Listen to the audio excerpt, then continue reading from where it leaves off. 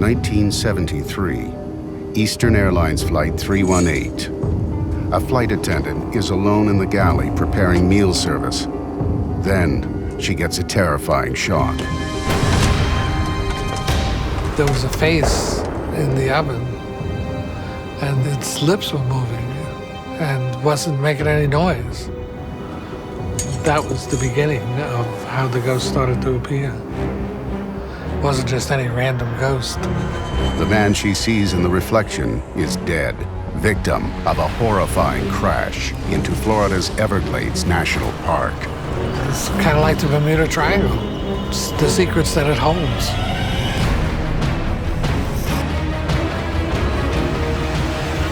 This is National Park, Secrets and Legends. The Everglades is one of the largest protected wetlands in the world. 100 million acres of swamp located on Florida's southern tip. These serene waters seem peaceful above the surface, but danger and death lurk beneath. 1972, Eastern Airlines Flight 401 is on approach to Miami International Airport. At 11:32 p.m., the captain radios the tower, calmly reporting that a minor indicator light is not working. He requests to fly in a holding pattern over the Everglades. Then, something goes horribly wrong. Suddenly, the aircraft descends dangerously low. The plane slams into the dark swamps of the Everglades. 101 people are killed. 75 survivors face a living hell. James Dunn was a manager at Eastern Airlines, on duty the night of the crash. They were knee-deep in mud and water. And, people were still in their chairs, strapped in. Some of them upside down, they're drowned. The passengers that managed to free themselves are trapped, surrounded by alligators and poisonous snakes, with the risk of a deadly explosion at any moment. When the stewardess yelled out, "Don't anybody light a cigarette lighter," because there was fuel from the plane all over the ground, they would have just went up in a big ball of flame. The area of the Everglades is so remote, it takes over an hour for rescuers to reach the crash site. They were on their own until the first airboat that came in. When the airboat responders arrive, they find Captain Bob Loft critically injured. The impact was so great, for doing 200 miles an hour, the belt severed through his body. When they found him, he was still alive. Captain Loft dies within minutes. Second Officer Don Repo is also severely injured and dies later in the hospital. Weeks later, the cleanup of the wreckage begins. Salvage crews working in the swamp face a haunting presence. The people doing the cleanup heard moaning and groaning and people in distress, and yet there was nobody there. In the months to follow, even more harrowing events occur. Ghosts of other Flight 401 crew start to appear on other aircraft, including the apparition of First Officer Don Repo, terrifying a flight attendant. She went up to the cockpit, got the engineer, who came down to the galley. He recognized the ghost. He recognized him as Don Repo. He disappeared, and he went back to the cockpit, and they put down at the closest airport and walked off the plane. The sightings quickly become a serious problem for the airline. One of my crews was on the phone, and they said, "They're not going to fly the plane." I said, "What? What do you mean you're not going to fly the plane?"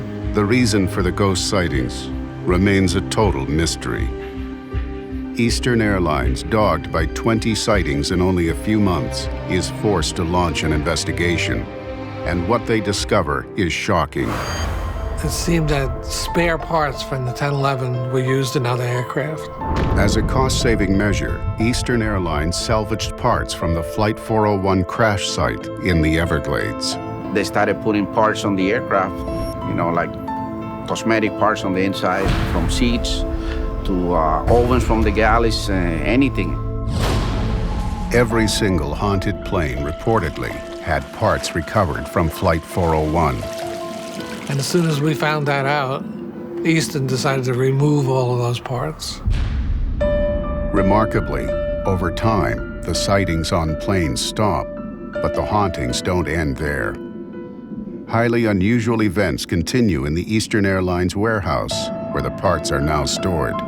This warehouse, there is no air conditioning. And if you walked where the parts were, you'd walk through an area of freezing cold, and you could smell Don Rebo's cologne.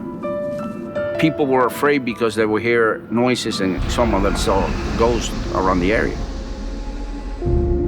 The link between spirits and objects is not new to the Everglades. The local Seminole Indians have an ancient ritual where the belongings of the deceased are thrown into the murky waters. These pieces are said to contain the souls of the departed. If the pieces are retrieved, it is believed that spirits will haunt the living. It seems like maybe their spirits got trapped in the pieces of the aircraft. Who can explain it? Is this a possible explanation for why the spirits of the dead crew haunted other aircraft? There's no rational explanation why something that you hold in your hand might contain the spirit of the person that was sitting in that aircraft. There are other much older events that speak to Everglades National Park's dark power. 1910, some kids fishing on one of the park's many remote alligator-infested rivers make a grisly discovery. Everglades National Park is a sprawling swamp in the south of Florida, and some believe it is a place of unseen dark power. In the 1940s, a woman living on a wealthy plantation in the Everglades sets it on fire, claiming it's haunted. What are these spirits, and what draws them to the park? The story begins over 3 decades earlier. 1910, a group is fishing in one of the Everglades' remote rivers. Suddenly, they make a gruesome discovery. It's the disemboweled body of a woman. The corpse clearly indicates she was murdered, but in the Everglades, finding out who killed her is a difficult challenge. Lynn McMillan owns the trading post that her grandparents opened in 1906. A lot of the people that came to this area were running from the law. You know, all they wanted to do was be left alone. With so many outlaws, suspects are too numerous to count. Locals identify the mangled body. The victim is an employee of a wealthy sugarcane plantation owner named Edgar Watson. The Everglades residents are furious. They demand justice. People tended to mind their own business down here, and until that happened, they didn't care what happened down there. But whenever you start killing locals, that's whenever they decided they had to put a stop to it. There are no clues. The only real link is Watson, who has a solid reputation with the other residents of the Everglades. He came here to the store to trade because this was the only place to get any supplies that you would need out here in the middle of nowhere. He had a lot of friends that were here on the island. Despite his popularity, people sometimes notice that Watson has a dark side. My grandmother said that when he came, he always had a dark overcoat. He always kept his back to the wall. And he told her one time that he didn't go looking for trouble, but whenever it found him, he took care of it.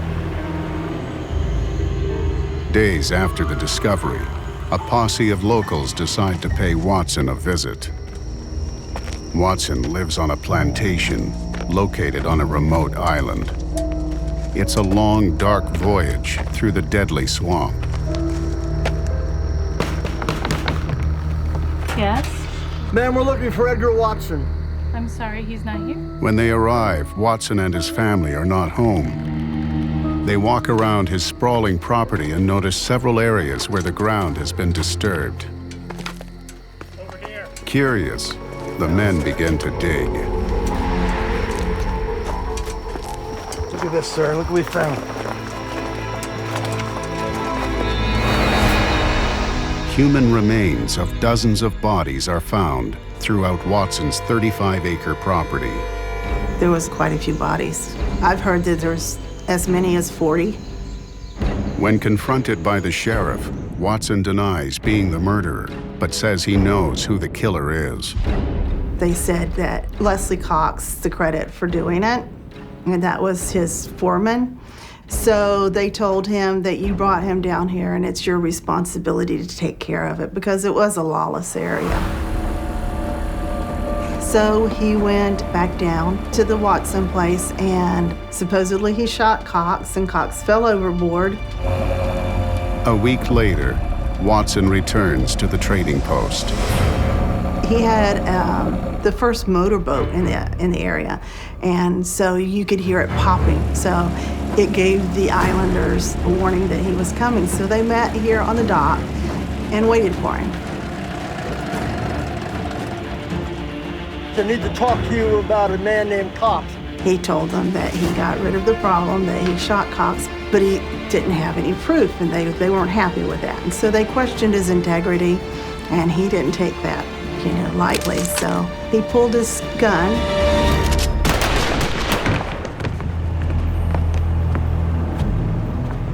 They said there were over 40 holes in him.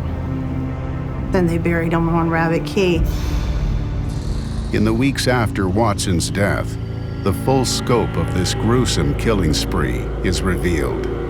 A lot of the people that he hired were runaways. They were outlaws that were trying to get away from the law.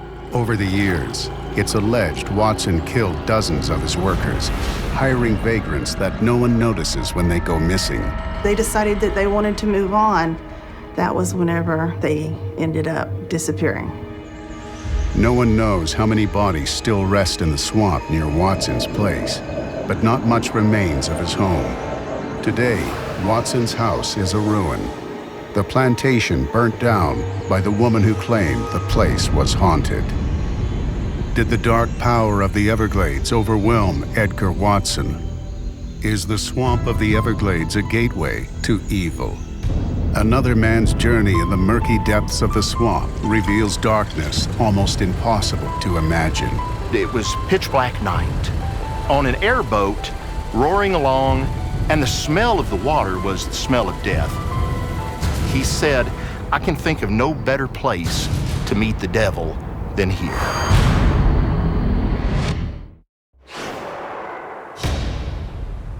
Everglades National Park is a vast, formidable natural wonder, designated a World Heritage Site.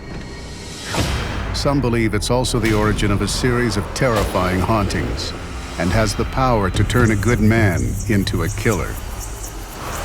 In 1983, a chilling jailhouse confession reveals another example of evil at work. Henry Lee Lucas has been arrested for the illegal possession of a firearm when he suddenly confesses to hundreds of killings, many in the Florida Everglades. 4 years earlier, a friend and fellow criminal invites Lucas to Everglades National Park to meet a group of criminals who could give him everything he desires. He had always been an outsider, and he was promised the world, power, domination over women, anything he wanted. He was taken out to the Florida Everglades, and it was pitch black night. Just on an airboat, roaring along, seeing nothing but snakes, alligators, all sorts of things, and the smell of the water was the smell of death, Henry said. He said, "I can think of no better place to meet the devil than here." In the dark of night, Lucas is taken to an isolated island. There, he comes face to face with members of a secret society called the Hand of Death. Henry was told initially when he got on the island, there's only one way out. They implied through death, and that he would have to prove himself in order to gain membership. If he did not do a task that they set him to, he would die. His mission is to kill a disloyal member of the cult. They had a member there who had betrayed the master. That's what they told him. He had failed in some task. And the Hand, who was the high priest of Satan at the time, was displeased. So they told Henry, "You're going to have to kill this man." They knew that the mark that they were going to kill was an alcoholic, and they commenced to drinking and talking. The man tips the bottle up to drink. Henry steps up and slices his throat with one very accurate swipe of his knife. The man was dead. Henry walked away from it and was told later that the Hand was very impressed with his work. The Hand of Death was like a graduate school, an academy for maniacs, for murderers. It was bankrolled and financed by very wealthy millionaires who protected and shielded the group. They wanted to further Satan's kingdom on earth. Next, it's claimed Lucas is shown a secret ceremony, hidden deep in the Everglades' haunting darkness. It was on that night that Henry Lee witnessed his first black mass. The gentleman he had killed earlier in the day was brought forward by 8 robed members of the Hand, and he was laid on an altar. So they just went ahead and harvested his heart, dismembered him, and they distributed strips of his flesh to all the members there to consume. It all culminated into a blood orgy. Lucas becomes a loyal and proud member of the Hand of Death. Over the next 2 years, he confesses to killing 108 people. They took the raw material that was Henry Lee Lucas, and they fine-tuned him, and they turned him into a well-oiled killing machine. After that, he could kill with impunity, with no conscience whatsoever. To his dying day, Lucas declares that Everglades National Park is a place of pure evil. What makes the Everglades such a hub of depravity? Are the events that happen there coincidence, or are they somehow related? There's a malevolence there. These things are not just happening. Evil is not just arising from human wrong and human failure, but it has a personality behind it. What dark personality could be hiding in the Everglades? The Florida Everglades is a place of darkness, which may have turned one man into a serial killer, drawn another into a satanic cult, and led to a series of hauntings after a violent plane crash. But what could ghosts of a dead aircrew have to do with serial killers being drawn to the Everglades? Russ Walden is a pastor who watches for signs of evil in North America. These are seemingly random events that are connected not by causality, but by meaning. These things are not just happening from human wrong and human failure. There's a malevolence and a personality behind it. But could this personality possibly be? The answer may lie in a lethal invader in the Everglades' dark waters. The biggest noticeable thing are fewer mammals that we see in the Everglades now. Raccoons, opossums, armadillos, foxes, bobcats, all sorts of stuff. The mammals have been disappearing at an alarming rate, and for years it was unknown why. Starting in maybe the 70s, people used to see pythons here, but nobody realized there was a problem until when biologists was able to figure out that yes, there are pythons and they are breeding in the Everglades. Pythons are not native to North America, but tens of thousands of them are now killing every mammal in sight. The state of Florida has tried to remove the pythons from the Everglades, but inexplicably it has failed. Surely they expected to eliminate more than 70 pythons out of an estimated 98,000. What is God saying to us? Why wouldn't he allow the state of Florida and all the hunters that went in to get a handle on it, because it's something that needs to be dealt with?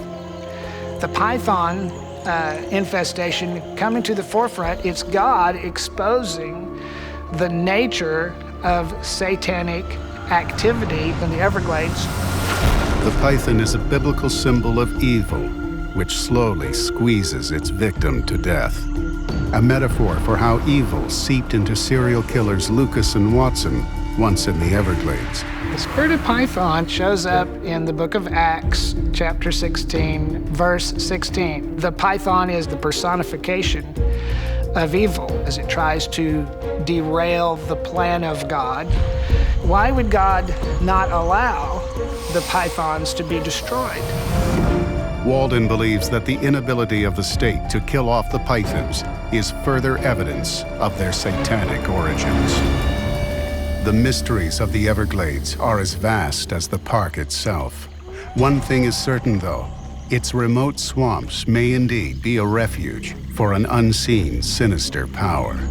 It doesn't want to be exposed. It doesn't want you to know that it's there, because if you know a snake is outside your door, you're going to avoid it. The Everglades is 700,000 acres, and there's not very much light out there. It's kind of like a black hole. People were swallowed up by the swamp. In the Everglades, no one can hear you scream.